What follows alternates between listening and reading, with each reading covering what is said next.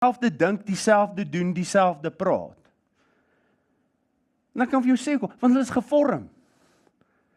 Hulle is gevorm aan dit waaraan hulle blootgestel is. Hulle word gevorm deur die flieks, en weet jy wat?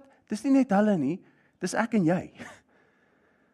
Ons word gevorm deur die tyd, die area, die geld, die ekonomiese omstandighede, elke liewe dingetjie in ons lewens is besig om 'n vormingsproses in jou te hê en in my te hê. So ek wil vir jou sê, jy moet so versigtig wees, dat as jy op 'n punt in jou lewe is en jy dink, dat my denke en my maniere en hoe ek oor dinge dink, is so uniek.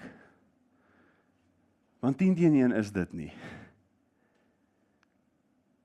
10-1 hoe jy voel oor lewe en hoe jy voel oor die lewe buite, is gevorm deur advertensies en billboards en flieks. Dit is gevorm deur wat mense vir jou gesê het, die insaag wat jy gekry het.